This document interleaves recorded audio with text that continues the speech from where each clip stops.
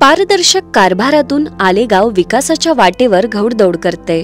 गावाला विकासाच्या वाटेवर आणणारं नेतृत्व म्हणजे माजी सरपंच नवनाथ कदम। गावाच्या प्रत्येक वस्तीत प्रत्येक वयोगटासाठी उपयुक्त प्रकल्पांची अंमलबजावणी करत त्यांनी गावचा चेहरा मोहरा बदललाय।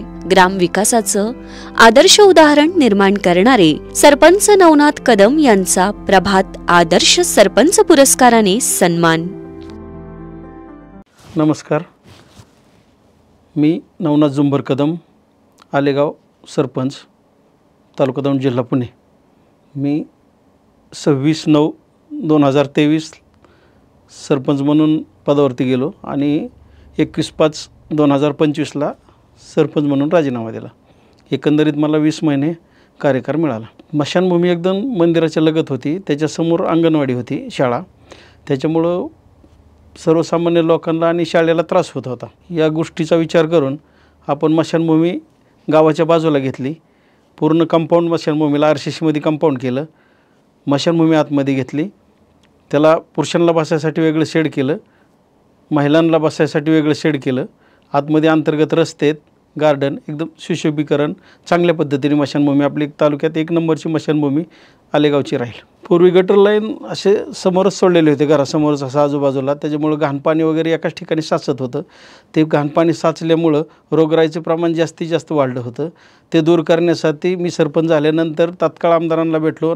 आमदार राहुलदादा कुल यांनी लगेच त्या गोष्टीवरती लक्ष केलं आणि लक्ष करून त्यांनी तात्काळ निधी टाकला। निधी टाकल्यामुळं पूर्ण गावात गटर लाईन केली। गटर लाईन केल्यामुळं ते सांडपाणी वगैरे ते सगळं पूर्ण वड्याला सोडण्याचा प्रयत्न केला। गटर लाईन पूर्ण झाल्यामुळं सांडपाण्याची व्यवस्था आम्ही पूर्ण बाहेर काढलेली आहे। आता गावात कुठल्याही पद्धतीची रोगराई नाही आहे, कुठल्या पद्धतीचा गावाला कसल्याच लोकांना त्रास नाही आहे। रस्त्याची परिस्थिती काही ठिकाणी अशी होती साहेब की मोटरसायकल 2 व्हीलरसुद्धा काहींच्या दारात जात नव्हती। अशी अवस्था असताना दादांच्या माध्यमातून रस्त्यासाठी निधी उपलब्ध करून रस्ते टाकले, काँक्रिटीकरणाचे रस्ते टाकलेत। काही कामे चालू आहेत, काही चालू टेंडर होणार आहेत बाकी इथं।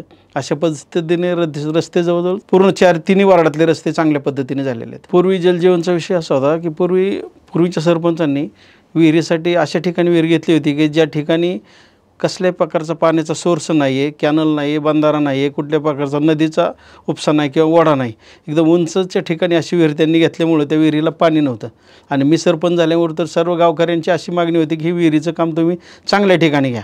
मग नंतर आम्ही सर्वजण बसून आम्ही विचार केला। नंतर संभाजी कुतुळ यांचं 2 गुंठ बक्षीसपत्र करून घेतलं आणि कारखान्याच्या लगतच वड्याशेजारी त्यांचे 2 गुंठ बक्षीसपत्र घेऊन त्या ठिकाणी विहिरीचं काम पूर्ण होणार आहे। बचत गटाच्या माध्यमातून महिलांचे बचत गट तर भरपूर आहेत, परंतु पुरुषांचे बचत गट बहुतांशी गावात नसतात। परंतु आम्ही सर्वांनी विचार करून असं केलं की पुरुषांचे सुद्धा बचत गट चालू करायचे। त्या माध्यमातून आम्ही 8 ते 10 वर्षापूर्वी पुरुषांचे बचत गट चालू केले।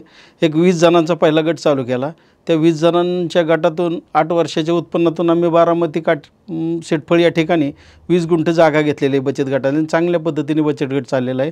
दुसरा 33 जणांचा एक गट चालू केलेला आहे, तो सुद्धा एकदम चांगल्या पद्धतीने तो सुद्धा गट चालू आहे। साहेब, कोरोनाची परिस्थिती तशीच होती की संपूर्ण भारत देश घाबरलेला होता, परंतु आलेगाववरती तर असं संकट होतं की असं संकट परत कधी देवाने आलेगाववरती किंवा भारतावर सुद्धा कधी देऊ नये अशी अवस्था आलेगाववरती झालेली होती। कोरोनाचे जवळजवळ आलेगावचे अनेक पेशंट आजारी होते, जवळजवळ 28 ते 30 पेशंट दगावले। अशा वेळेस आमदार राहुलदादा कुल यांच्या माध्यमातून ज्या लोकांना बेड नाही अशांना बेड उपलब्ध करून दिले, MD इंजेक्शन उपलब्ध करून दिले, कोरोनाच्या लसीचे कॅम्प घेतले।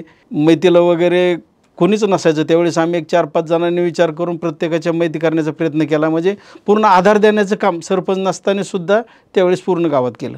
साहेब, सौंदर्यीकरणाची कामं म्हणजे स्ट्रीट लाईटचे काम पूर्ण गावात झालेलं आहे। CSR फंडातून स्ट्रीट लाईटचं काम घेतलं, ते पूर्ण झालेलं आहे। आणि टोटल गावात बाकीचे सुशोभीकरणाची कामं वगैरे चांगल्या पद्धतीने गावात झालेले आहेत। समाज मंदिरात ब्लॉकचे काम झालेले आहे, शेडचं काम झालेलं आहे, वाचनालय समाज मंदिराला दिलेलं आहे, कलर झालेला आहे, त्यांना बोरवेल सेपरेट करून दिलेलं आहे।